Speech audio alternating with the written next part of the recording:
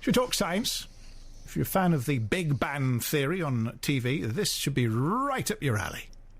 Over the next week, it's the Sheffield Festival of Science and Engineering. More than 200 talks will take place in local schools from scientists, technologists, engineers and mathematicians.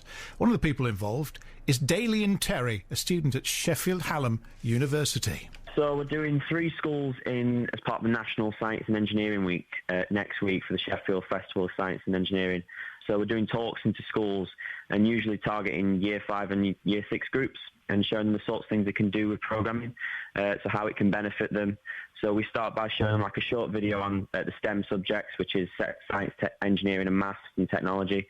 And then we use tools such as Scratch, which is a tool developed by Harvard University, and showing them the basics behind computer code. So for instance, a really cool thing we've got set up at the moment is we're connecting bananas up to the computer with crocodile clips. And when you touch the bananas, it plays a different musical note. Now, that sounds really basic, but what we do is show the kids and go, so how does one banana know to play the A note or the F note on the piano? And we show them the code behind it, and it's all about inspiring them and showing them that teaching programming to them is important, because it's something I never got as a child. We learned ICT, that's learning how to use a computer. But if kids understand how a computer works, it can only benefit the whole country and jobs and everywhere in IT. Is there a problem with computers and IT that everybody thinks it's geeky and it is not fun at all, programming computers? It is. That's the problem we've found. When we were taught programming, like my team, we do it, Early Computer Programming Club, there's 5 of us. When we were taught programming, it was boring. The way it was delivered was dry.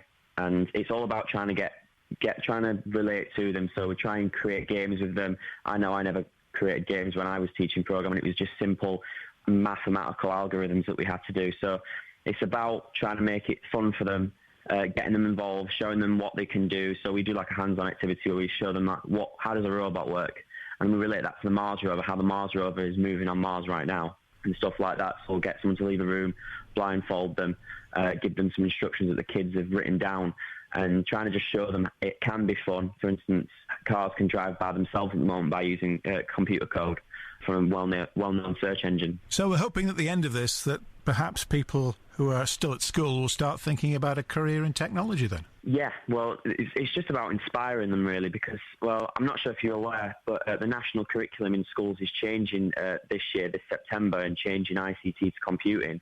So it's all about using that and trying to help the schools, because there's a shortage of teachers in schools currently that can teach computer science. So we're using our knowledge as Sheffield Hallam University students and teaching the kids and going to the schools as after-school clubs and getting them involved with Scratch and Code.org, which is another famous tool that's being used, free open source tool, and it's led by the likes of Bill Gates, very well-known technology founders of big companies that are actually heading that at the moment. So there's a real push for it. That's Dalian Terry, then, student at Sheffield Hallam University.